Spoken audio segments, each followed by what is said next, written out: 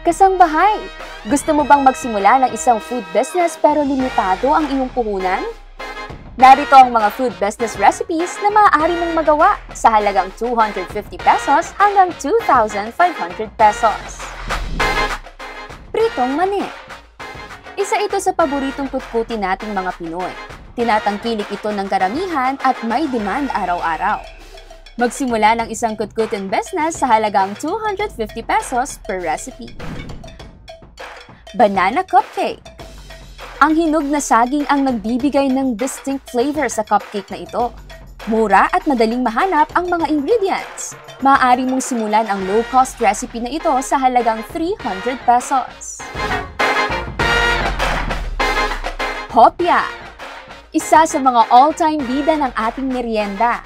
Ang bawat recipe ng hopyang baboy o hopyang munggo ay nagkakahalaga lamang ng 350 pesos. Sa patok na merienda, sure ang iyong kita.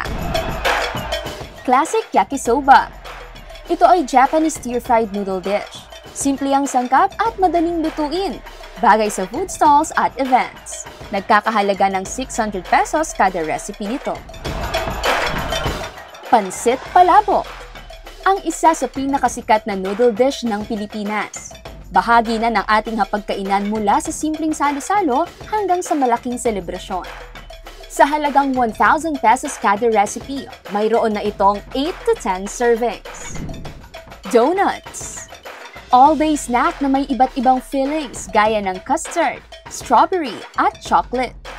Ang pastry recipe na ito ay pasok sa 1,000 peso budget. Chili garlic sauce. Ang iyong home recipes ay maaari ding maging negosyo. Gumawa ng mga sauces at sausawan na nag-e-elevate ng bawat food experience. Ang base recipe ng chili garlic sauce ay nagkakahalaga ng 1,400 pesos. Flavored soya. Isa sa byproduct ng Wondercroft soya bean ay ang soya milk. Mag-offer ng healthier alternative sa nakasanayang milk tea at powdered juices. Simula ng iyong soya milk business sa halagang 1,800 pesos. Takoyaki. Ito ang iconic street food ng bansang Japan. Ang appreciation natin sa kultura ng Japan ay nagbukas din ng mga oportunidad sa pagnenegosyo. Maaari mong simulan ang takoyaki business sa ingredients capital na 2,500 pesos. Simulan mo na ang iyong food business journey kasangbahay. Kasama mo ang Good Morning Kuya at Bread and Butter sa pagtuklas ng business idea na maaari mong pagkakitaan.